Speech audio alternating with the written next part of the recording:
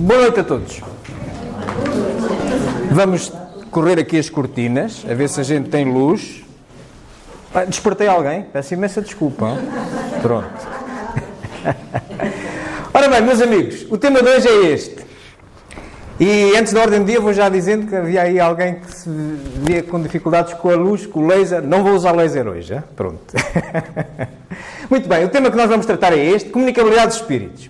Comunicabilidade dos espíritos, como sabeis, é uma das bases mais comuns da doutrina espírita.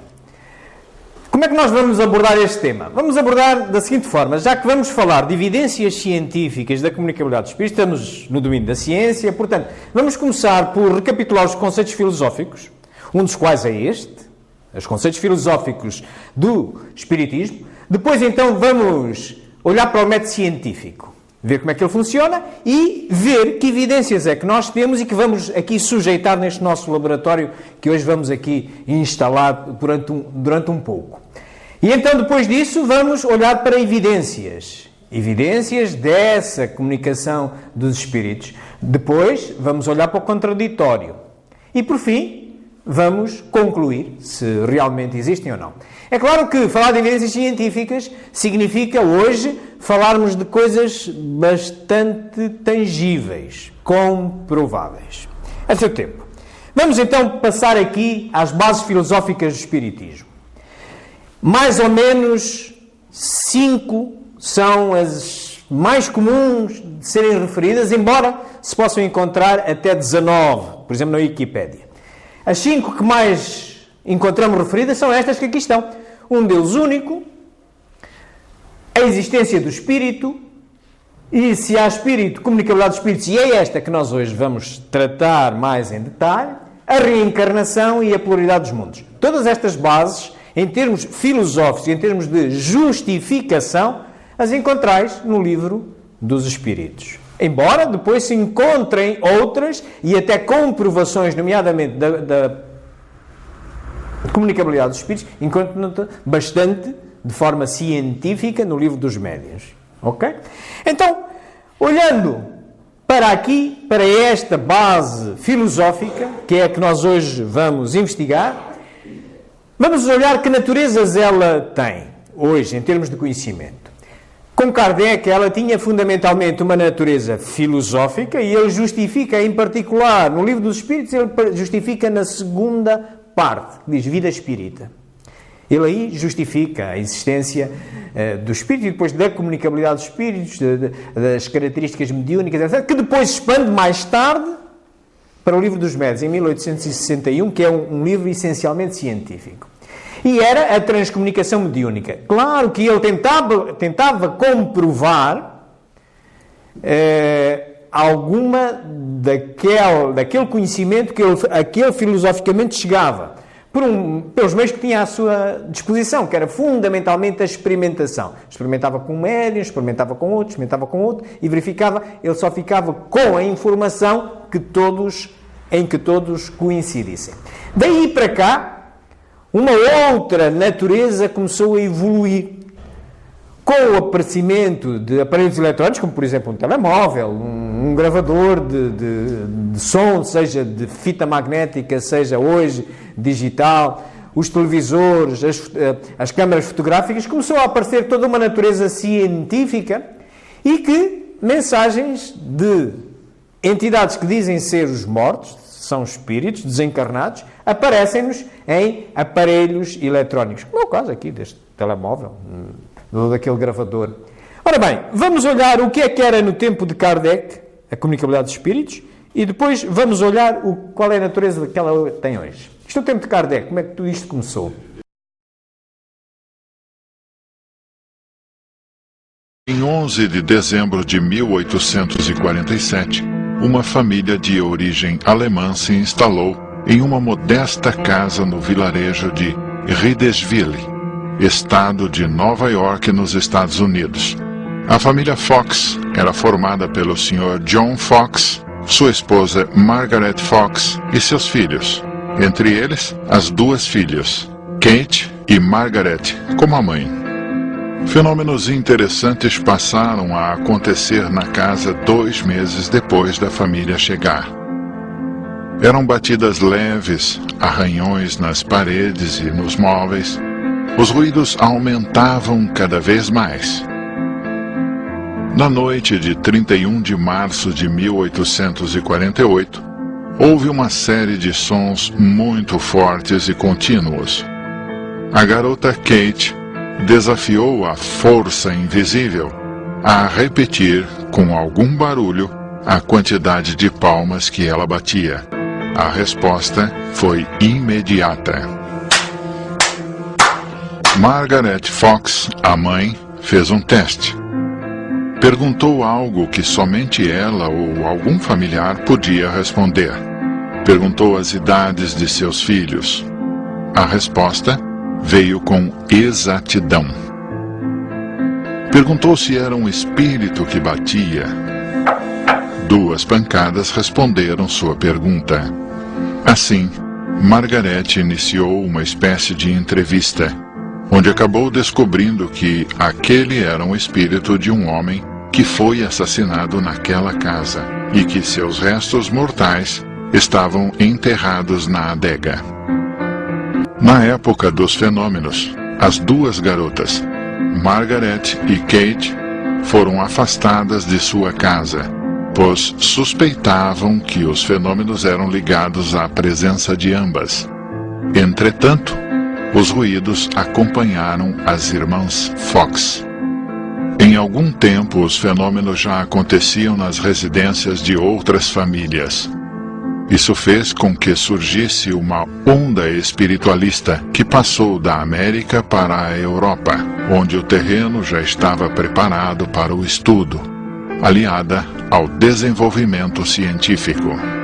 A forma mais comum de manifestações na Europa foi a das mesas girantes, fenômeno que chamou a atenção de filósofos como o intelectual Denisard Hippolyte Léon Rivail, futuro Allan E Kardec. assim nasce a transcomunicação mediúnica. Transcomunicação entre dimensões diferentes, mediúnica que requer um médium. Era o que Kardec tinha à sua mão para investigar. Nasce com uma característica de minoridade de efeitos físicos, que é isto que vimos aqui, golpes, contactos, mas que realmente era um ato inteligente, porque associava-se códigos. 2 golpes sim, 1 golpe não, etc. Por aí adiante, e só ocorria na presença de determinadas pessoas, nomeadamente aquelas irmãs Fox, quando começou. Portanto, estava ligado a uma característica pessoal. Hoje em dia continuamos a ter este tipo de transcomunicação mediúnica, é o mais comum que nós temos ainda, mas já com outras capacidades, psicografia, psicofonia, etc., mais inteligentes. Daí para cá, e com o advento das eletrónicas, aparece outra forma de comunicar. Olhai para isto.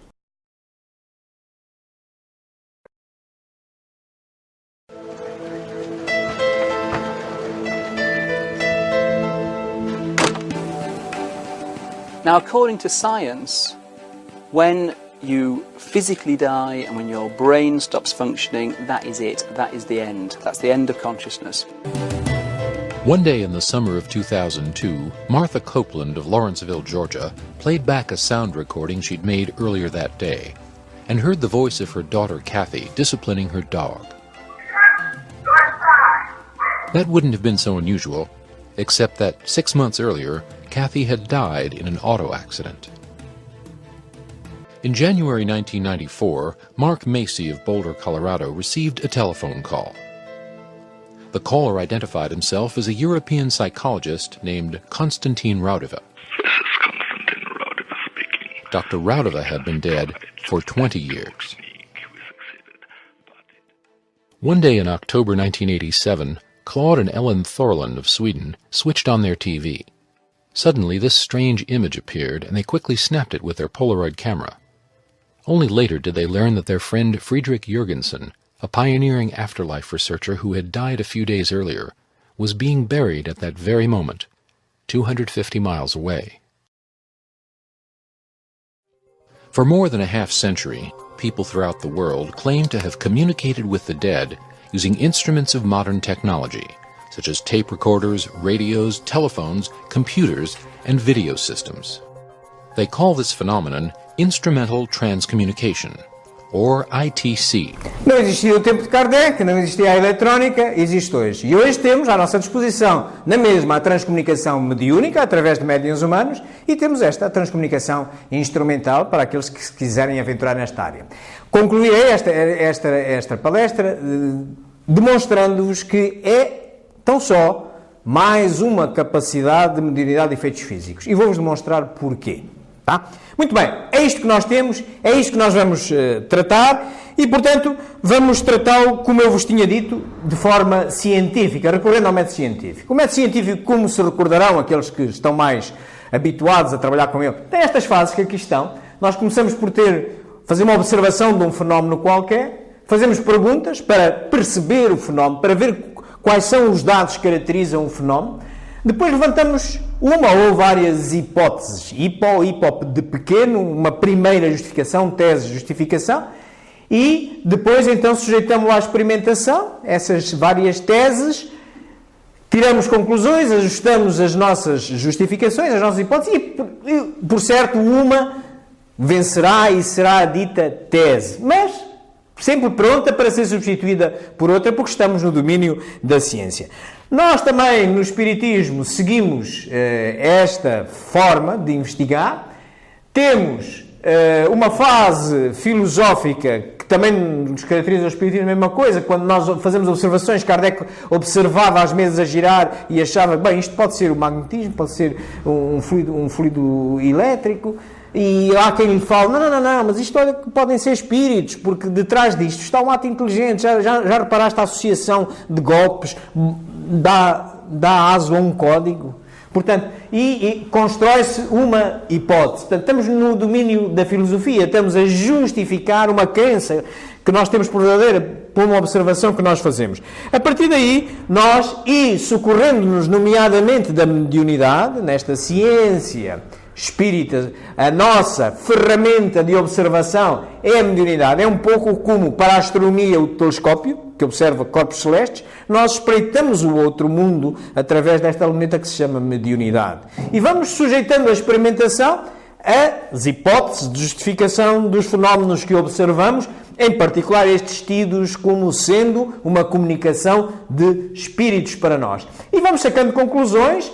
E nesta fase estamos no domínio da ciência, porque se repararem, enquanto Platão, o pai da filosofia, definia a filosofia como crença verdadeira justificada, nós pela razão justificarmos uma coisa que estamos a observar, uma crença que temos, o seu aluno Aristóteles, também conhecido como o pai da ciência, reparou que de todo o conhecimento que a gente pode abordar pela razão, e isso não há limites, para abordar pela razão não há limites, até Deus, é a única forma de chegarmos a ele, mas que havia troços desse conhecimento que era possível comprovar, a tal crença verdadeira justificada e comprovada. E aí era um conhecimento científico. Daí ser a hipótese também tem a ver com ciência é filha da filosofia, porque só endereça parte do conhecimento a que se pode chegar pela razão. Dou-vos exemplo, a Deus nunca vai ter de natureza científica. Porquê? Porque não o podemos levar a um laboratório. Então, se ele é único, vamos compará-lo com o quê? Quando a gente leva a um laboratório, vamos comparar com algo, vamos medir. Onde é que ele está para medirmos? Vamos comparar com o que se ele é único. Estão a ver? Portanto, é uma das bases filosóficas que nunca irá ter natureza científica. As outras sim, e esta vamos ver aqui bastantes evidências hoje.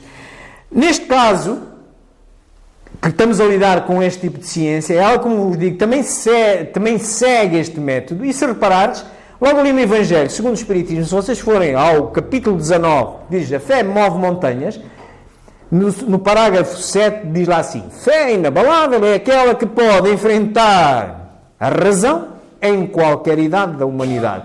Isto soa-vos a filosofia? Claro que sim. E claro que também, se formos ao primeiro livro essencialmente de natureza científica, que é o Livro dos Métodos, e que por acaso trata destes assuntos da comunicabilidade dos espíritos, reparei, no capítulo 20, no item 230, é uma mensagem do Espírito Erasto, e ele diz assim, melhor é repelir 10 verdades do que embarcar numa ideia errónea, ou acreditar numa mentira. Também no método científico é a mesma coisa. Quando sujeitamos as hipóteses à experimentação, a gente só vai ficar com aquela que realmente comprova. E claro, há de haver um dia que provavelmente, porque a ciência, nem a filosofia nem a ciência trabalham com a verdade absoluta. A verdade absoluta não é para nenhum de nós. Só poderá ser para Deus. Exige uma perfeição tão grande que a realidade, chamemos-lhe assim, ou verdade absoluta, não é atingível por nós. Nós vemos uma realidade segundo a nossa verdade, baseada no conhecimento que temos e no objetivo com que queremos estudar determinado fenómeno. Então, nós, ao chegarmos a uma tese, a uma explicação, também diz Kardec, aqui na Gênesis, na última obra da codificação fundamental, em que ele fala do caráter da revelação espírita, no parágrafo 55, ele diz: o espiritismo, como ciência, vai ao lado das outras. E se uma verdade nova se revelar, ele a aceitará. Portanto, meus amigos, não há aqui dogmas. Aqui o convite do espiritismo é o acesso pela razão, racionalizar a nossa fé, e quando entramos no domínio científico, naquilo que é comprovável, como é o caso da comunicabilidade dos espíritos, pois temos de ser muito rigorosos, não acreditar numa mentira, é preferível desperdiçar a verdade, e estar disponível para mudar de opinião se outra melhor ocorrer. É característica do espiritismo, não é nenhuma religião, não é nenhuma doutrina dogmática. Neste caso, vamos então ver o que é que nós vamos observar. Vozes, mensagens e imagens anómalas que afirmam ser dos mortos, ok? Vamos perguntar, na segunda fase do método, quem é que as produz? Não é? Eles dizem que são dos mortos. Então vamos, não há efeito sem causa. Vozes, mensagens e imagens têm que ter uma causa. Os seus comunicadores afirmam ser os mortos a existirem são espíritos. Se não sendo demonstráveis outras causas, então são causadas pelos espíritos. Estamos a filosofar, estamos a justificar fenómenos que nós vamos hoje ver, ouvir, escutar aqui. E vocês vão ver os mortos a falar. Não fujam, hein? Já ouviram alguns e nem se deram conta, ok? Não fujam. Muito bem. Ora bem, posto isto, então vamos começar por olhar para evidências. E eu vou-me socorrer transcomunicação instrumental, porque a mediúnica, quase todos nós conhecemos, pelo contacto que temos nos centros, pelos livros que vamos lendo, etc.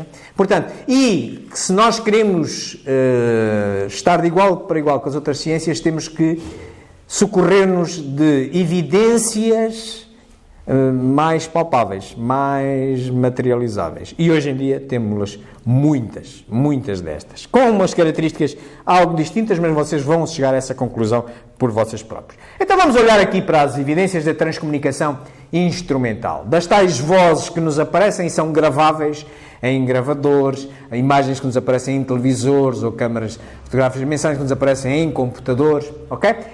Até hoje conhecem-se, sem prejuízo de que possa haver outras formas no futuro, conhecem-se estas três que aqui estão: vozes, imagem e texto. Ok? O que é isto de transcomunicação instrumental? Neste livrinho de Hernando Guimarães de Andrade, que o escreveu com um pseudónimo, Carl Goldenstein. Hernando Guimarães de Andrade é um engenheiro brasileiro e ele estudou estas questões durante a sua vida encarnada. E tem esta definição neste livro. Este livro às vezes encontra-se aí em algumas livrarias espíritas em centros. Que isto seria uma das modalidades de captação de mensagens de voz, imagem e texto, alegadamente dos espíritos, porque eles nos dizem, vocês vão ver que espíritos a dizer que são os mortos, ok? Uma vozinha interessante, já vão ver. Através de meios eletrónicos e a par da transcomunicação mediúnica, ok? A transcomunicação através de médios. Ora bem, vamos então começar pelas vozes anómalas. As vozes por si, também hoje, obtemos de três formas distintas, sem prejuízo que com a evolução tecnológica e a evolução da capacidade dos comunicadores estabelecerem comunicação para cá, porque realmente nós fazemos muito pouco, nós limitamos-nos a ser passivos e a tentar gravar, eles é que têm que desenvolver toda uma física que nós não conhecemos para contatar connosco. Mas vamos detalhar mais adiante. Portanto, elas desaparecem-nos hoje. O mais comum é chamada EVP, é uma sigla em inglês, é Electronic Voice Phenomenon, é o fenómeno de vozes isoladas.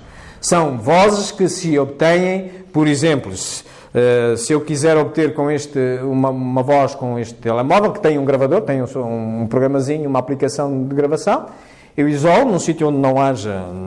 Eu possa controlar todos os sons para depois não ser mistificado e basta fazer uma pergunta. Está aí alguém que queira falar comigo? E depois calo, ponho a gravar e espero. Não vale a pena gravar mais de 1 minuto.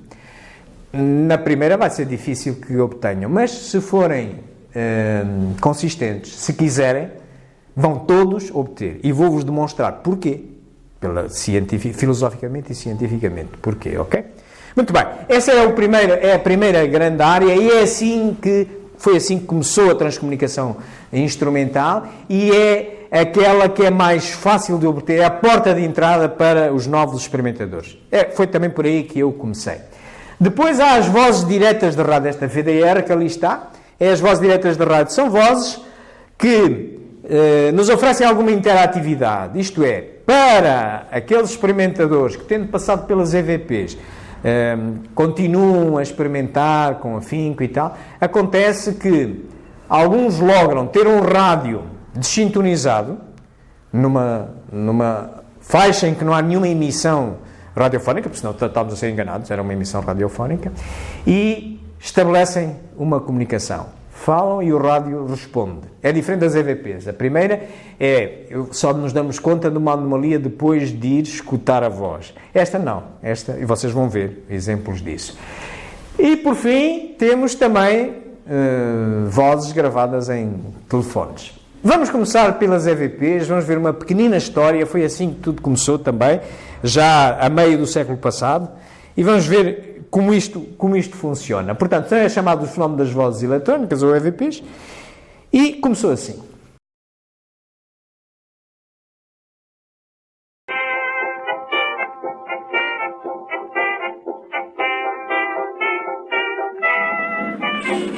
EVP was apparently first noticed in the early 20th century, when unexplained messages were said to have appeared in telegraph, telephone, and early sound recording systems. As communication technologies developed, the idea of using them to contact the souls of the departed fired the interest of a number of well-known scientists and inventors, including Alexander Graham Bell, Nikola Tesla, and even Thomas Edison, who proposed building a device to capture spirit voices. In 1939, Attila von Soleil, an American photographer, claimed some success at EVP using a phonograph record cutter, and in the 1940s with a primitive wire recorder, a precursor to the modern tape machine that recorded sounds on spools of thin magnetic wire. Then, as tape recorders became popular in the 1950s, people reported hearing mysterious voices in their recordings. The first person to research EVP in depth was the Swedish artist and filmmaker Fredrik Jürgensen. In 1959, he was using his portable recorder to tape nocturnal bird sounds for a documentary. On playing back the tape, along with the sounds of the birds, he was amazed to hear faint voices discussing nocturnal bird sounds. Convinced that he was recording messages from the dead, Jürgensen devoted the rest of his life to researching the phenomenon. He went on to record thousands of voices in several languages, established that they often interacted with the experimenter, and published his findings in several books. One of Jürgensen's pupils and collaborators was the Latvian psychologist and philosopher Konstantin Raudava. Raudava worked endlessly to persuade scientists and the public that with simple recording equipment it was possible for the dead to speak to the living. During his lifetime, he recorded 70,000 voices in 6 different languages. The experimenter states that in his opinion man cannot grasp the events after death with his intellect. A voice replies in German, kann. He can. German physicist Ernst Zinkowski was an early EVP experimenter. I began in 1976, and after the second or third test, I immediately got voices saying, "We are the dead, we are alive, we are able to think and to speak." Well, one of the first extraordinary voices I received 14 days after I started was the voice of my late father. And he addressed me with my nickname he used when I was a little boy.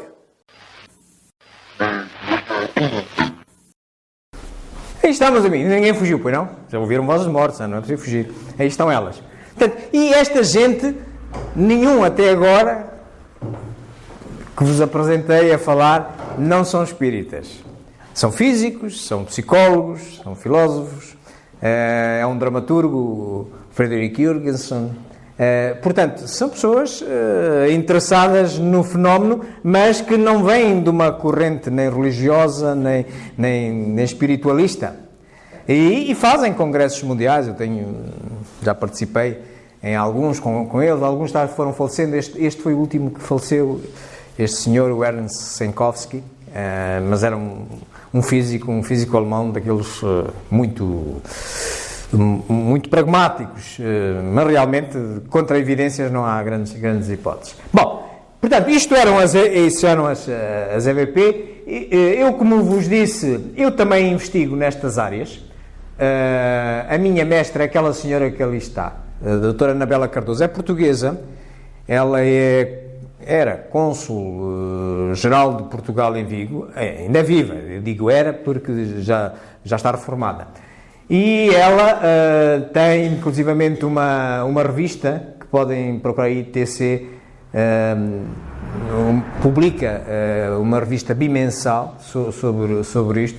Ali aquela carantonha que para ali veio, devem estar a reconhecê-la aqui há uns anos atrás. Pronto, isto aqui é o pessoal a trabalhar nessas áreas, fazendo investigação. E tem um livro muito interessante, Electronic Voices, que vem acompanhado de um disco. Eu vou-vos mostrar algumas vozes desse disco. Ela é uma experimentadora de calibre mundial, portanto, dedica-se mesmo mundialmente. Tem agora um canal de YouTube, vale a pena ver sobre isto. É procurar a Anabela Cardoso e ela ensina. Ela é em inglês, mas percebe-se muito bem. Passemos agora às vozes diretas de rádio. Portanto, já vimos as vozes, as EVPs, são vozes autónomas que se obtêm isoladas. É só depois disso é que a gente mete num sistema amplificador e vamos verificar que ali está uma anomalia. Já verificaram que tem uma característica fundamental, falta-lhes a frequência fundamental, por isso não é fácil perceber. Agora perceberam tudo o que se dizia, porque antes se adiantou uma interpretação. Mas quando a gente apanha a anomalia não é muito fácil, é preciso pôr várias pessoas a escutar e depois, eventualmente, concordarmos com a interpretação que ali está. Falta sempre a frequência fundamental e isso ajuda-nos para nós não embarcarmos numa mentira. Tem que mesmo faltar a frequência fundamental, senão seria uma laringe humana encarnada. E não é. Muito bem, vamos olhar agora para as vozes diretas de rádio, que já têm alguma interatividade.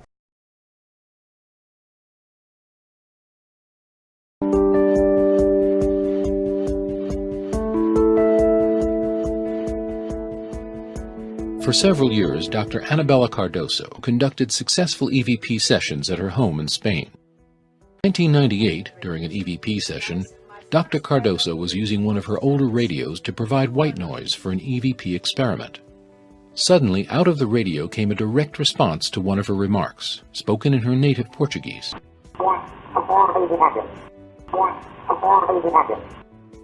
Dr. Cardoso says that these voices have often called her by her childhood nickname, Bella. They always call me Bella. Bella was my child's name. I am Annabella. My family, still today, they call me Bella. DRV voices come out of radio receivers. Couldn't stray radio broadcasts be the source of these apparent communications? I would say to the skeptic that stray radio emissions do not reply to you when you ask who is speaking. Stray radio emission will not tell you it's your brother Luis. I mean, that's nonsense. Marcella Bacci of Grosseto, Italy, is the world's most successful practitioner of DRV. Since the 1940s, Bacci has been picking up the voices of the deceased on old vacuum tube radio receivers.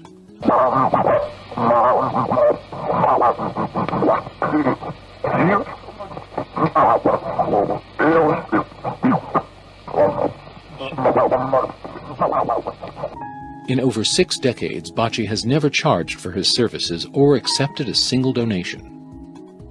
Scientists and researchers from around the world have investigated Bacci. Engineer Paolo Presi and his colleagues from Il Laboratorio have been investigating him since 1974. To date, no one has ever found the slightest evidence of fraud. Despite nearly 4 decades of accumulated evidence, some skeptics still insist that the voices could be faked by transmitting them from a remote location. But repeated scientific analyses have ruled this out, and have also established that the voices themselves are highly anomalous and do not originate in a human vocal tract. In 2004, a group of afterlife researchers, including Dr. Annabella Cardoso, Professor David Fontana, Robin Foy, and physicist Mario Festa, joined engineer Paolo Presi for a session at Bacci's Center in Grosseto. Il 5 dicembre del 2004. Dove vai Erardo Bacci? In questo universo niente finisce. Cambia semplicemente forma. Initially, the voices emerging from Bacci's radio spoke in Italian, but then Bacci reminded them about his English-speaking guests. Senti, ci sono anche degli inglesi, degli amici, che vengono da molto lontano. I'm sorry, Bacci.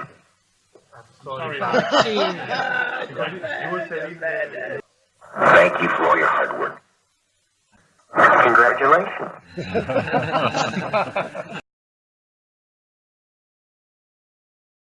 Portanto, vem a diferença. Há uma interatividade, é em tempo real. Respondem-nos de lá.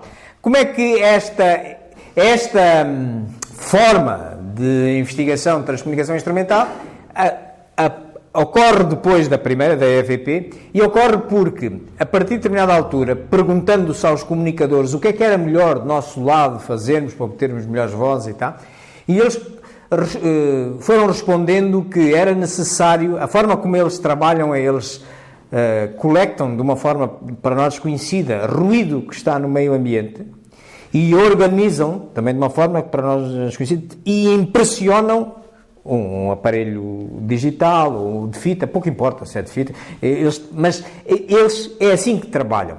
E então eles sugeriam e sugerem sempre, por exemplo, quando se experimenta em EVP, fazem aquelas gravações durante um minuto a ver se depois se obtém uma voz ou não, é pôr, por exemplo, uma musiquinha, mas sem canto, porque senão podemos nos enganar, não é? Uma musiquinha suave, ou então um rádio desintonizado, ruído branco, este barulho.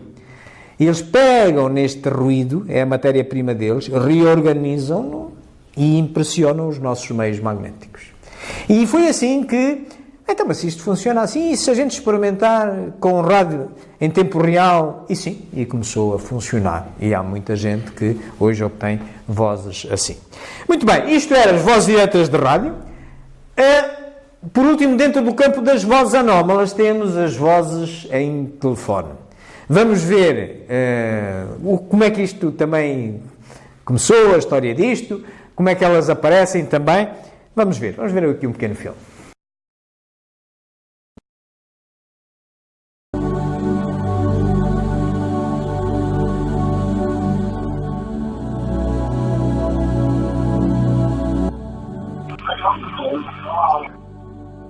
Do people actually receive phone calls from the other side? In the 1970s, 2 veteran parapsychologists, Scott Rogo and Raymond Bayless, set out to answer this question. After investigating numerous cases across the U.S., they concluded that phantom phone calls were not only real, but also surprisingly common, estimating that hundreds were received every year in the U.S. alone. As with other forms of ITC, people claim that they clearly recognize the voices of deceased friends and loved ones. There's actually a tradition of ITC researchers passing on, going to the other side, and then contacting researchers on this side. According to many ITC researchers, the undisputed champion among afterlife communicators is the Latvian-born experimenter Konstantin Raudava, a psychologist, philosopher, professor, and author who spoke a half-dozen languages and died in 1974. This is Konstantin Raudava speaking. I'm as fine as a dead one can be. It was a spring morning in 1992 when I received my first telephone call from the other side, from Konstantin Raudava. Mark Macy had been preparing to conduct an ITC experiment involving very low-frequency radio transmissions. According to Macy, the caller identified himself as Raudava and offered advice regarding his experiment. He had no way to record phone calls at the time, but he was prepared when the caller rang again. Hello? Yes. I'll try to make it clearer this time. It's a VLF receiving converter. Okay. You simply connect the VLF converter to your HF radius antenna input and a suitable VLF antenna. The conversation lasted for several minutes. The caller's voice was clear as a bell, and his advice regarding Macy's experiment was sophisticated and technically impeccable. 24500 kilohertz respectively. It was the most moving experience of my life. It was just very humbling and such an amazing experience to receive contacts from the other side through a telephone.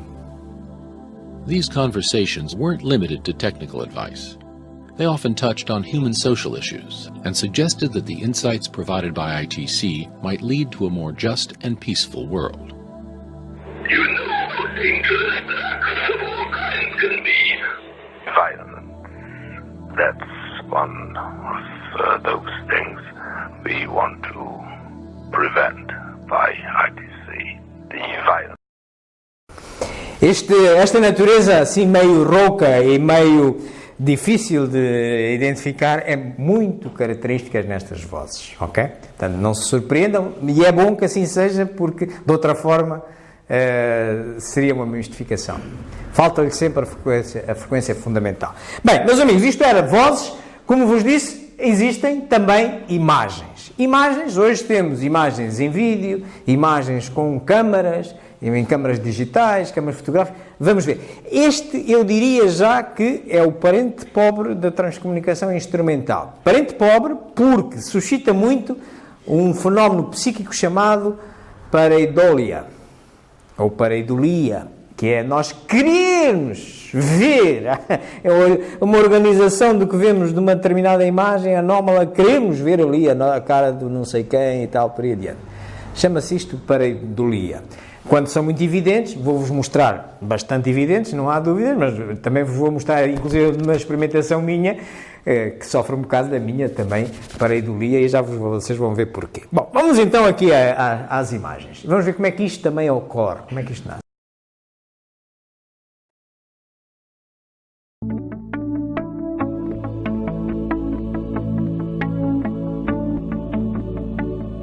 Jorgensen spent his later years in the southern Swedish town of Hur and died in October 1987.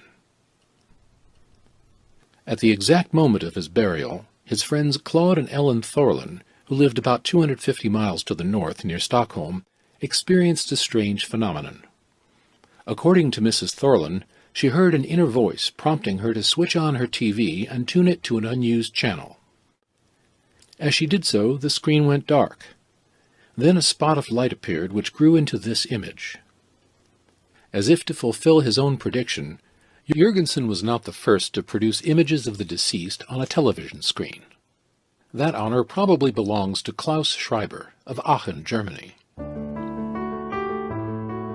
Schreiber constructed a video feedback loop, which produced highly unstable forms that he was told could be manipulated by those on the other side.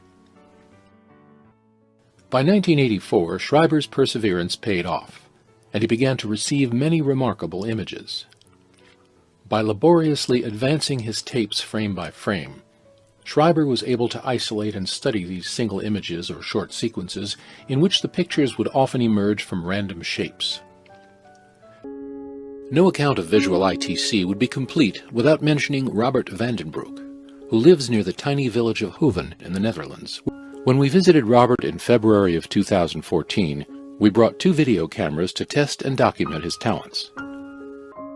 To preclude any tampering or substitution, we brought our own still camera which had no built-in memory, and we used a distinctive type of memory card that had not been manufactured for at least 5 years.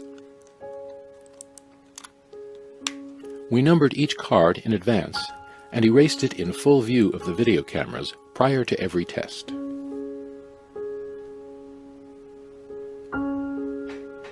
All of our tests, Robert stood in front of a dark blue curtain in his small living room, in approximately this position.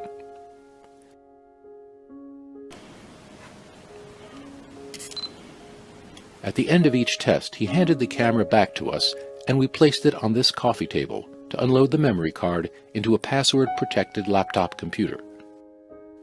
The camera, the computer, and all the memory cards remained visible to us at all times.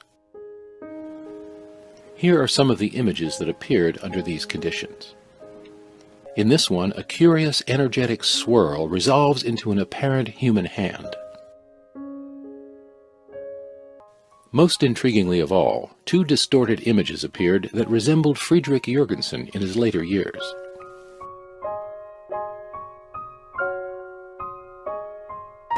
As vozes ainda não se uniram às imagens até hoje. Ainda não conseguimos ter uma imagem e uma voz em simultâneo.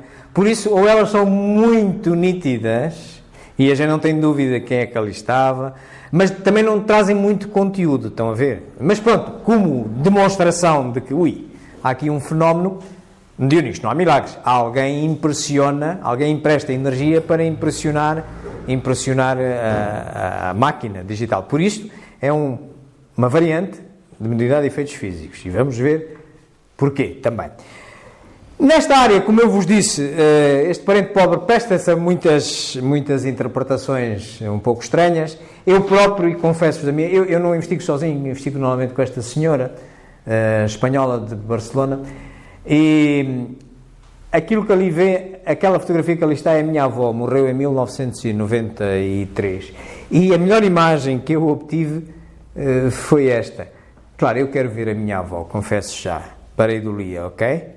Não sou um investigador com muita capacidade nesta área, porque pronto, todos temos um limiar de mediunidade de efeitos físicos compatível, pelo menos com as vozes, mas nestas áreas a coisa torna-se difícil. E depois pode acontecer isto, a gente quer ver aquilo. Bom, está bem, eu quero ver. Mas está ali qualquer coisa, está. Pronto, ok. Muito bem. Por fim temos também o texto. Texto que aparecia em teleimpressoras, em faxes, e com o advento dos computadores começou a aparecer autonomamente em computadores. Estavam ligados e depois aparecia lá um texto, uma mensagem de texto. Vamos ver em que é que consiste esse fenómeno.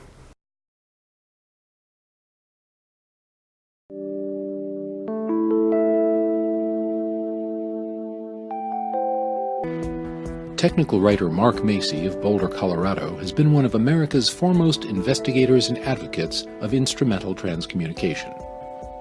In October 1995, a colleague in the small European country of Luxembourg sent a message to Macy that purported to be one of many that had appeared on her home computer.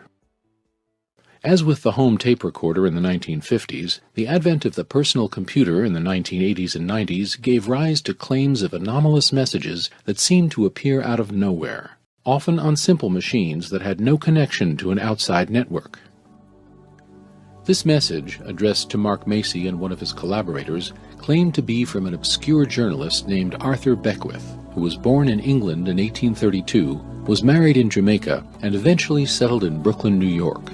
He died the same day the Titanic sank in 1912. I hired a private investigator in England to look up the records of Arthur Beckwith in that area, and Arthur Beckwith turned out to be born in 1832. Arthur mentioned in his letter that he was employed by the Sun and the Brooklyn Daily Eagle and the Citizen. So I went to the public library in Brooklyn, New York, and we found out that sure enough, Arthur Beckwith was employed on those newspapers, and we found his obituary. A colleague of mine went to the National Archives in Washington, D.C. The census records showed that Arthur Beckwith was a 68-year-old widower in the year 1900, living at 150 Schermerhorn Street in Brooklyn. Arthur also mentioned a man in his letter named Bill H. Lynch, who had been a rector at St. John's Roman Catholic Church in Lambertville, New Jersey. So we went to that New Jersey church, and sure enough we found a record of William Lynch, who was a rector at that church at the time. Estamos perante uma fenomenologia distinta, mas que continua a não dispensar energia deste mundo. Portanto, alguém tem que prestar esta energia, alguém tem que haver na mesma um médium, porque senão não acontecia aquilo. Uma vez perguntado em vozes diretas da rádio. Uns experimentadores no Luxemburgo perguntaram a um comunicador que dava pelo nome técnico, diz que nunca tinha estado encarnado aqui na Terra, mas que tinha atribuições de gestor do planeta. E perguntaram qual é que é a diferença entre a transcomunicação mediúnica e instrumental. E ele respondeu: considerai que a informação que nós vos queremos transmitir desde a nossa dimensão está dividida em 5 partes. Na transcomunicação mediúnica, através de um médium humano, 4 partes são do médium, só uma é nossa. O médium tem que perceber o que é que estão a dizer ou tem recursos, não é? Ele tem que ter recursos para perceber aquilo, às vezes filtra, etc. Portanto, é 4 para uma. Na transcomunicação instrumental é ao contrário, é 4 nossa e uma vossa. Continuamos a necessitar de alguma energia vossa, continuamos a necessitar de um médium que nos forneça a energia. Mas vem bruto, e vocês verificam isso, sai bruto. Enquanto um médium humano, nós podemos estabelecer uma comunicação muito mais inteligível, seja por escrito ou seja em psicofonia, aqui a coisa sai bruta. Muitas vezes, o que é que foi dito e tal. Portanto, estão a ver? Mas é mais genuína, ok? Bom, meus amigos, abordar este assunto pressupõe também que, se o estamos a tratar de forma científica, demos aso a outras justificações. O que é que a ciência ao nosso lado nos diz sobre isto? Portanto, exerçamos o contraditório. Portanto, vamos ver algumas justificações que as outras ciências nos oferecem sobre estes fenómenos que não há como negar, porque se vêem, porque se escutam, não há aqui volta a dar. Não é através do médico que é mais difícil de acreditar, se o médico está a dizer, se ele está a fingir. Não. Para os mais céticos, não, está aí uma gravação, toda a gente obtém. Vamos depois fazer o contraponto e olhar para a interpretação à luz da doutrina espírita. O que é que normalmente costuma ser dito? Olha, costuma ser dito que isto pode ser um fenómeno psicocinético, autónomo, voluntário, tipo poltergeist. Poltergeist é aquela capacidade mediúnica de efeitos físicos de movimentação de objetos de um lado para o outro, ou vergar colheres. Portanto, bom, mas isto, esta possibilidade já vamos contradizê-la, já vamos ver que com a lógica se pode servir ou não. Uma outra é que estas vozes comuns são captadas acidentalmente. Vimos ali nas vozes diretas de rádio que, bem, mas então, até dizia a Dona Anabela Cardoso, então, mas como é que a voz diz, se é uma emissão de rádio, como é que diz que é o meu irmão Luís? E como é que fala depois comigo e mantém interatividade? Bom, já ali vamos ver. E claro, que em particular nas imagens é a história da pareidolia, ok? Acontece, estão ali a ver um relógio, parece uma careta triste, a gente quer ver ali uma careta triste, pronto, está tudo certo. É um bocado como eu também quero ver a minha avó naquela imagem. Portanto, o parente pobre da transcomunicação instrumental é as imagens, ok? É as imagens. Ora bem, então vamos contrapor isto. À primeira, a captação acidental. Bom, a captação acidental não explica a forma poliglota. Vocês viram naquelas vozes diretas de rádio? Ele falava várias línguas, italiano, inglês, mudava. Espera aí, então qual é que é a emissora de rádio que só está emitido lá para cá e que faz esta interatividade, não é? Também não permitiria diálogos. Se é uma emissão de rádio, é uma emissão de rádio. Não há diálogos possíveis.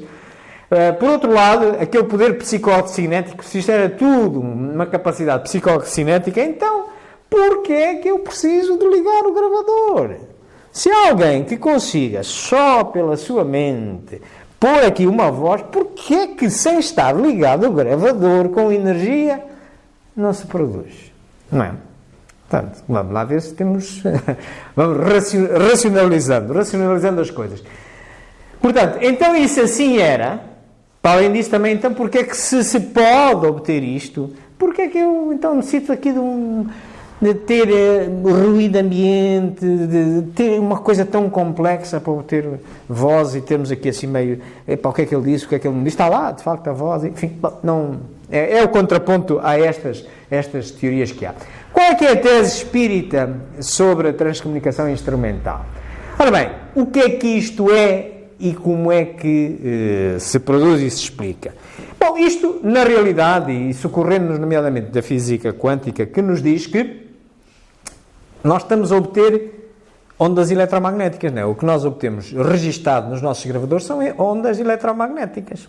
Ora, a onda é luz. A luz é representada pelo fóton. É uma das 18 partículas que hoje se sabe existirem abaixo do nível atómico. Portanto, é matéria.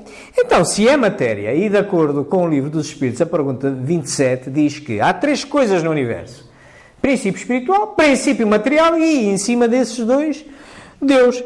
Ora, então, julgo eu que isto não pode ser outra coisa que não um fenómeno de mediunidade de efeitos físicos, porque utiliza, é físico, as vozes é físico, é uma onda eletromagnética que está ali gravada, ok? Portanto, é uma mediunidade de efeitos físicos, ok? As imagens é a mesma coisa, é um organizar de ondas eletromagnéticas no ecrã, ok?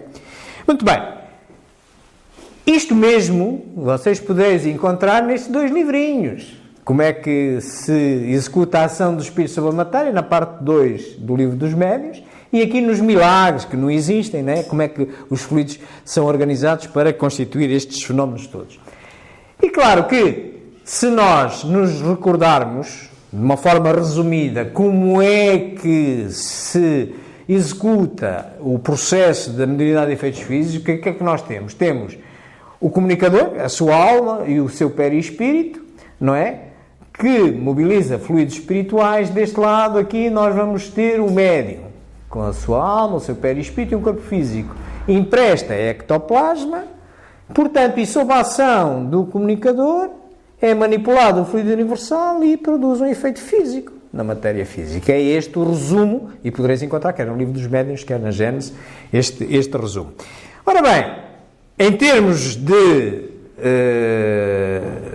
forças envolvidas para isto, portanto, isto vai da matéria tangível. Mexer um objeto destes exige muito mais força, como mexer uma mesa, girar uma mesa, como no tempo de Kardec, do que modular uma onda eletromagnética. Portanto, isto vai, quanto mais subtil é, não é? Menos energia se consome. Ora, que resultado é que isto dá? Se nós, para aqueles que ainda se recordarem um bocadinho da mecânica e da física, há uma formulazinha que nos mostra as forças que estão envolvidas para nós mexermos em determinado objeto. No tempo de Kardec era muito comum as mesas girantes, não é? Se considerássemos que uma mesa com 10 quilos era uma dessas mesas, dos tripés, o pé de galo, como chamavam, levantá-la 10 centímetros do chão durante 10 segundos, pela fórmula da mecânica da potência, requeriria 1 watt de potência. 1 watt, se eu estou aqui com mediunidade de efeitos físicos, conseguisse levantar isto que pesa 10, eu vou-me cansar, de certeza. Aquelas pessoas que jogam com o copo, há um que fica cansadito, e é só o copo. Portanto, são estes níveis de potência. Mas, modular um sinal de rádio em amplitude modulada, reparei, é 1000ª parte que está envolvida. Então, se para estes níveis de energia é preciso uma mediunidade ostensiva, e nem toda a tem, para esta, todos a temos. Garanto-vos que quereis, é só ser disciplinados, escolherem uma hora, todos os dias se quiserem, ou pelo menos um dia por semana, aquela hora, tal como se faz as reuniões mediúnicas com médiuns humanos, é a mesma coisa, concentrar-se em vossa casa e fazer a experimentação. Vão obter vozes, vão, garanto-vos mesmo. Porquê? Porque exatamente isto é que estes níveis energéticos todos nós temos.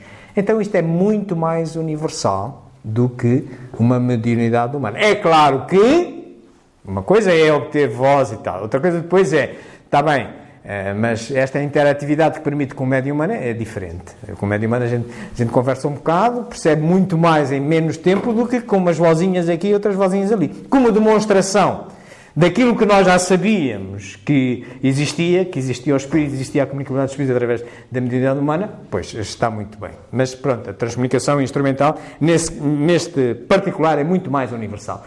Claro, posto isto, eu não tenho dúvidas em afirmar isto, que a comunicabilidade entre os espíritos existe e que aquilo que nós aqui observamos, estes fenómenos de transcomunicação instrumental, são mesmo uma evidência dessa comunicabilidade e assumem esta característica, mediunidade de efeitos físicos. É claro que isto até, sem querer, há 162 anos, já Kardec tinha recebido uma mensagem pronunciando isto. Reparei, na pergunta 954 do Livro dos Espíritos, diz lá: tendes, porém, uma consolação em poderes comunicar com os vossos amigos pelos meios que vos estão ao alcance, enquanto não dispondes de outros mais diretos e mais assim aos vossos sentidos. Bingo! Chegou o tempo. Ok? Há 162 anos já se estava a equacionar isto. Ok? Claro que neste livro, aquele livrinho que eu vos disse, de Hernani Guimarães de Andrade, com aquele pseudónimo Carl Goldstein, ele diz lá isto, e é engraçado também, teremos futuramente em cada lar um equipamento para transcomunicação verbal e visual, através do qual podemos comunicar-nos com aqueles que são amados e procederem na passagem para o plano espiritual. Se vocês forem, por exemplo, àquele livro André Luiz, da série André Luiz, vão ao nosso lar, por exemplo, saem ao nosso lar, veem lá que estão uns aparelhos que se comunicam entre também dimensões, e aquilo é em 1948, ok? Estão a ver os contactos, o que é que está a aparecer. Claro que nós, enquanto não nos habituarmos a estas novas ideias, teremos muita dificuldade em as aceitar. Mas é esta a realidade.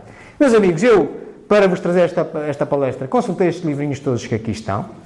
Ali tem o livro da Anabela Cardoso, Electronic Voice. Tem ali mais outros livros, ali a revista dela. Enfim, tem ali estes filmes que nós vimos, eu só vos mostrei extratos, podereis encontrá-los ali naqueles endereços. Eu também endereço este assunto aqui neste meu livro, Pensamento Sistémico e Espiritismo. Vocês podem no encontrar aqui, nesta parte do Espiritismo como Sistema, em que eu falo também sobre isto, a transcomunicação instrumental. Os que quiserem ler o livro em digital podem ir a esta livraria, Buboc, e podem descarregar para o meio eletrónico e lê-lo. Mas nós temos aqui, para aqueles que quiserem em físico, tem aqui livro físico. Eu estou a gravar isto como habitualmente e vou publicar esta palestra, como as outras, tenho vindo sempre a fazer, neste canal, Espiritismo JG. Amanhã ou depois já lá estará. Tem aqui as minhas indicações para me contatarem, se quiserem detalhar mais isto, para além do tempo que nos possa sobrar para algumas perguntas e respostas, para além do Facebook, etc. Também tem aqui o meu e-mail, espiritismo.jg@gmail.com. E pronto, estaria à vossa disposição para alguma pergunta que me queiram fazer sobre isto ou outra coisa. Muito obrigado pela vossa atenção.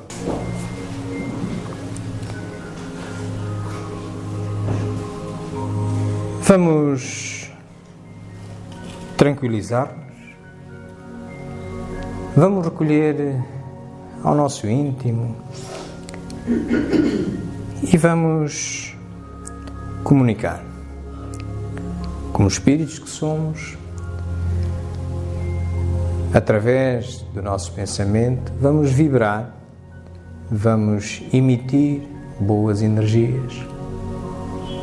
E os receptores que estão à nossa volta, sejam estão encarnados, que perceberão pelo nosso comportamento e pelo estado de concentração e pressa em que estamos unidos nesse mesmo objetivo, e aqueles que, não tendo um corpo, estão mais sensíveis, nomeadamente ao nosso pensamento, e entendem o que nós lhe queremos agora dizer, envolvido em muito carinho, envolvido em muita esperança e com muita alegria de verificar esta obra maravilhosa de Deus, que tem estas várias dimensões, mas que, afinal, elas são permeáveis, isto é, nós comunicamos para um lado, comunicamos para o outro. Uma evidência maior nós queremos de que a vida continua. Isto é digno de louvor. Louvor ao Senhor, louvor a Deus por esta obra maravilhosa. E agradeçamos ao Senhor a oportunidade que nos dá de, exercendo a nossa inteligência, pondo estes factos, estas evidências que se nos ocorrem, pondo-as no nosso laboratório espírita, utilizando a razão, tentando interpretar o que se passa, agradecemos ao Senhor dar-nos a possibilidade de, nesta encarnação, termos esta muleta, que é a filosofia e a ciência espírita, que não nos deixa sem uma justificação perante a fenomenologia mesmo dos nossos tempos. Mas por fim, Senhor, porque progredir é um longo caminho, e diz a lei moral do progresso que começa sempre pelo progresso intelectual, que há de desencadear uma melhor diferenciação entre o bem e o mal, a aumentarmos a nossa responsabilidade, o nosso livre-arbítrio, e só mais tarde, nós então, com mais opções, podermos eleger por um lado ou pelo outro, percebermos melhor o que é que significam toda esta fenomenologia, nós encontrarmos as pautas para o nosso progresso moral. Portanto, mas este caminho é longo, este caminho muitas vezes apresenta espinhos, muitas vezes apresenta-nos mistificações. Nessa altura, Senhor, envia-nos os bons mensageiros, envia-nos as boas intuições e, acima de tudo, nunca nos deixeis desistir, porque perante as agruras da vida, quantas vezes nós pensamos que tudo se joga apenas nesta vida, tudo se joga num curto espaço de tempo, esquecendo que já existíamos e vamos continuar a existir, porque somos imortais. Bem-aja. Uma boa semana a todos.